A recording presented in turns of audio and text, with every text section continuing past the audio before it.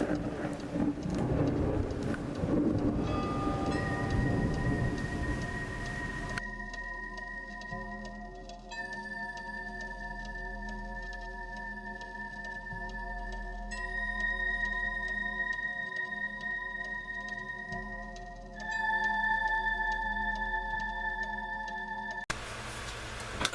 here we go. I've got another review for you guys tonight, except this review might not get up until like 1 in the morning. Maybe. I mean, it is only like 6 o'clock right now, so I might be able to get it up before midnight. But tonight's movie is a comedy horror science fiction sequel from director Brian Yunza, the guy who made Bride of Re-Animator, which is a really solid sequel, and Society, which is one of the best body horror films I've ever seen. And tonight's movie is the third film in the Re-Animator franchise beyond Re-Animator. At first, I'll be honest, I wasn't interested in seeing this movie at all. But upon, after watching the first two, and then I saw that the third one didn't come out until nearly 10 years after the second one, I was a little worried, honestly. I was worried that this movie was going to be terrible. And because, it's like, it was made, 10 years after, and I didn't think it was going to have Jeffrey Combs in it as Herbert West. So I was really worried that it was going to be bad. And then after missing my chance to actually watch it, I went and looked up some reviews, and apparently this sequel is, it isn't as good as Bride of Re-Animator as I've heard, but it's still a pretty good sequel, so I'm definitely interested in watching this one. So this one is about Herbert West, and he's in jail for after having his evidence turned against him by his former friend Dan, and the reagent falls into the hands of a young guy that's camping like nearby the prison, and then he finds Herbert West and like talks to him, and then he learns what the reagent that Herbert has created is capable of. So yeah, let's watch.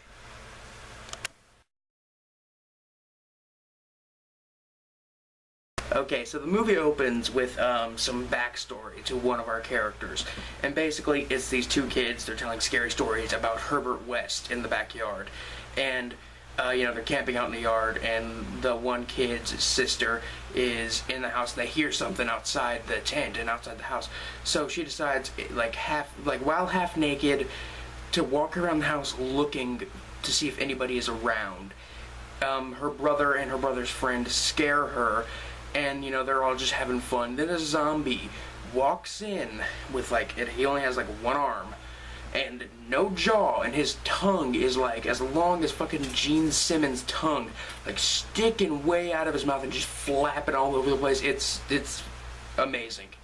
It's just amazing. So anyway, this zombie, after killing the one guy's sister, goes for the milk on the counter, and he drinks the milk, tries to drink it, and he's trying to use his tongue to direct it down his throat.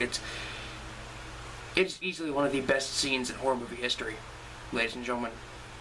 I'm not even joking. So, long story short, the police show up, kill the zombie, and they find out it was Herbert West. The serum that was in his pocket falls out onto the street, and the kid whose sister was killed, he finds it, and he's just he just stands there, and then the credits roll, and it skips ahead 13 years, where West has been in prison for 13 years. And basically, at this point, this kid has grown up, and he's now, an adult, and he's become a doctor. And he decides he wants to work in the prison that West is working in, and he wants to be West's partner, even though West was kind of responsible for his sister's death. That's a bit of a lapse of judgment, but I guess that's okay.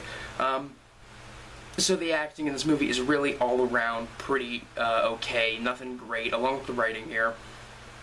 You know, it works for me. The effects, on the other hand, are great, but this should be expected coming from the guy who made both Bride of Re-Animator. He wasn't directly involved with the original Re-Animator, but he did produce it. So he's friends with Stuart Gordon, and Stuart Gordon is great when it comes to like gory movies. So yeah, we had a guy that's friends with Stuart Gordon in the directing chair, who also made Society, which is not like gory as much as it is just really gross and body horror, melting and weird. And he also directed The Dentist, which is a slasher film about a killer dentist. And believe it or not, it's actually kind of a good movie in a sense. I'm not going to try to explain how or why, because we're not reviewing The Dentist, we're reviewing Beyond Re-Animator. So yeah, as I expected, the gore and like creature and all the effects in this movie are really top notch. The camera work and lighting are about average. Nothing too big of a deal. The characters, for the most part, are likable. They have some form of depth to them.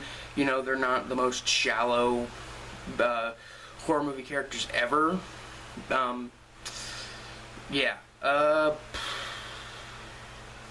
The sound mix and music in this film are really, really good, and West, as a character, he's still the same kind of like wisecracking, kind of cynical, dark character, except since now he's like a lot older than he was in the previous films, he's kind of been subdued a bit.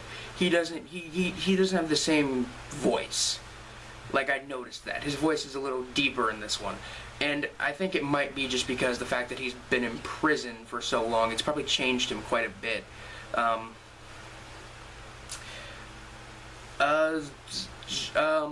Yeah, but West is still really the same. Although in this one, since he's older and he's changed a little bit, and he isn't the main star of this film. He doesn't really star in this film. The film is more about the guy whose sister gets killed than anything else. I mean, West is definitely like one of the main characters, but he's not the main character. So yeah. The fact that he's a little bit older and that he still is, the same character, he's still really cynical, and it just makes his character more likable to me for some reason. I can't really explain why. He's still really cunning and smooth in this movie. The only problem I had with this movie, and this is probably one of the only problems, was that this movie, it just feels weird thinking that this movie came out in 2003, that this movie is based in the 2000s, because I'm just going to assume that that the beginning part probably happened in maybe shortly after Bride of Re-Animator, 93, 94, around that time, and then like 14 years later, that's like they're basically saying it's 2007 or 2000 something. It's still in the 2000s era, but they're saying that, and it feels weird having a film that the film really, the original film really works well because it's in the 80s. I don't know how to explain it. It's just because it's based in the 80s, it works well. In this one, it still works well. It doesn't kill the movie. It just feels a little weird seeing, Dr. West in like the year 2000 still doing medical experiments. I would have thought he would have moved on after, many tries and many failures. The reagent is a success and it does work, but after failing with creating something out of multiple pieces, I'm pretty sure he would have just given up by now, but no. I guess the guy's dedicated.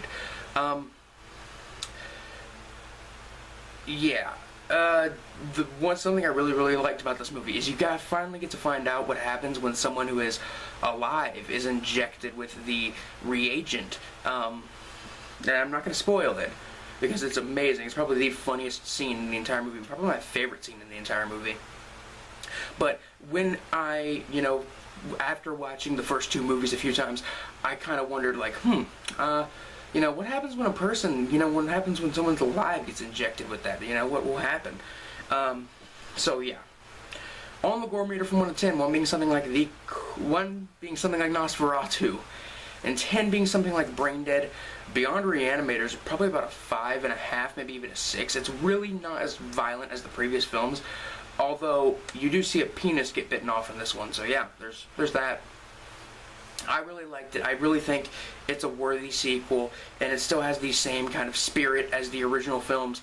And I mean, if you are a fan of the first two films and you've yet to see this one, I would definitely suggest it. Albeit flawed, it's still really enjoyable, and I still really, really like it. And if you guys want to watch it, it's on Hulu. So yeah, I'd give it probably about a 4 out of 5. Probably. Damn it. 4 out of 5.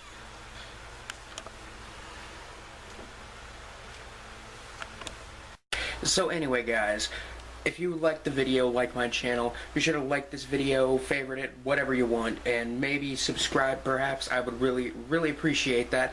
And check the links in the description below. There are links to things like my Tumblr, Twitter, all that, Facebook.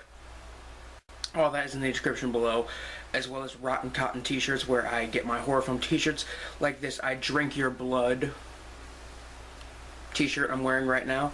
This is available on their site for like 15 bucks. It's a pretty good deal if you buy like 6 or 7 shirts, and you get it. And if they're like under 20 bucks, you can buy them all together as a package, and you get it for like 70 bucks. And it's a really, really good deal. It's where I get my horror film t-shirts.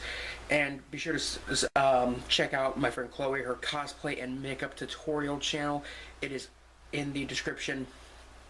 She always does something really interesting, really cool. And I guess that's it. I'm signing off. You guys have a good day, good night, good whatever. Peace.